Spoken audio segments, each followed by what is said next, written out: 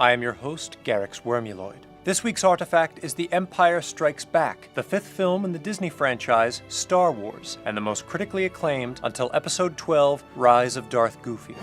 The film is a sequel, which means all your favorite characters are back. Vader, Leia, Tars, this guy. Even Luke couldn't stay away. When Empire begins, the gang is hiding at a ski resort called Hoth. Vader is pissed that they're hogging all the slopes, so he attacks them with giant robot turtles. Foregoing a concentrated attack from behind, the rebels fly around erratically, then make a tripwire out of the strongest rope in the universe. Han and Leia escape with their sidekicks and hide inside a snake. Luke escapes to planet Dagobah with his sidekick and meets Yoda, who inexplicably acts like a crazy person just to trick Luke for 5 minutes.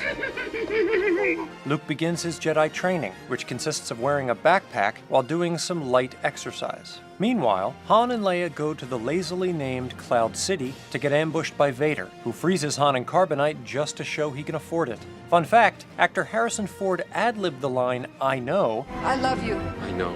instead of using the written line, "I know you are, but what am I?" Leia and the sidekicks escape with some help from the mayor, but not before Luke falls for Vader's bait like a total Yaj Nubula.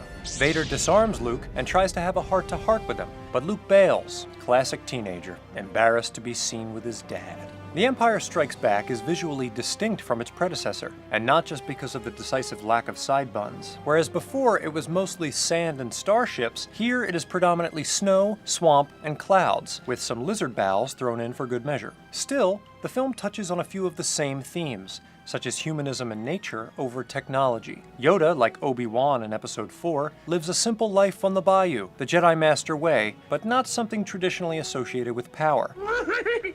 When Darth Vader is in his power pod, we catch a brief glimpse of his milky white head, revealing that he does have some humanity left in him, and probably takes his helmet off for naps and showers. Later, when Luke misplaces his hand, he puts on a cybernetic prosthesis, symbolically moving him one step closer to his father, a hybrid of man and machine. He's still got that squeaky voice, though. That's impossible! Must have gotten that from his mother's side. The dark side of the Force becomes a central conflict for Luke. Swiss psychiatrist Carl Jung believed in something called the shadow, the unknown dark part of human personality. Inside Yoda's cave practice facility, Luke confronts an illusion of Darth Vader and defeats him by slicing his neck with the light thingy. But behind Vader's mask, Luke sees his own face. As Jung says, everyone carries a shadow, and the less it is embodied in the individual's conscious life, the blacker and denser it is. Black and dense like Vader's helmet? Ooh, I'm getting goosebumps! Which of course means it's nearly time for me to molt. You might say that the dark side threatens to turn Luke's world upside down, and indeed, Luke does spend much of the movie inverted like some sort of bat boy. This can be related to the idea of the hanged man as seen in tarot symbolism. Remember Miss Cleo? Yeah, me neither. Luke is upside down 3 times in the movie, in the Wampa Cave, training with Yoda, and trying to fix a TV antenna. And in each instance, Luke uses the Force. Leia. This is in line with the description of the hanged man as being in deep concentration, complete calm and assurance, rather than pain. Another element that separates this film from the previous one is the addition of Yoda, a very popular character among humans and frogs alike. Yoda's name means warrior in Sanskrit and badass in every other language. The makeup artist Stuart Freeborn based Yoda partly on his own face and partly on the face of celebrated patent clerk Albert Einstein. In addition to being a handsome devil, Yoda ascribes to the principles of Stoicism, an ancient Greek philosophy whose faithful believed emotions like fear, envy, lust, or passion arose from false judgments. Excitement. A Jedi craves not these things.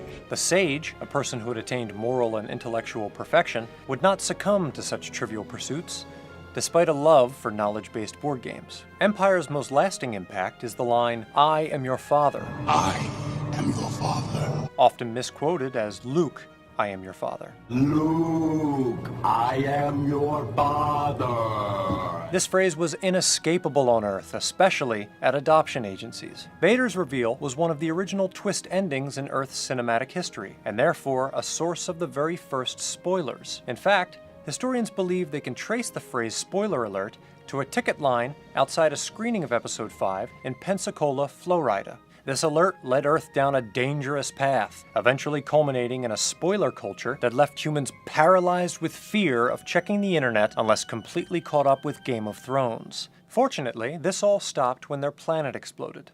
For Earthling Cinema, I'm garyx wormuloid. To test your midichlorian levels, click the subscribe button. And for more great content, check out and subscribe to our friends at Cracked. May the 4th be with you.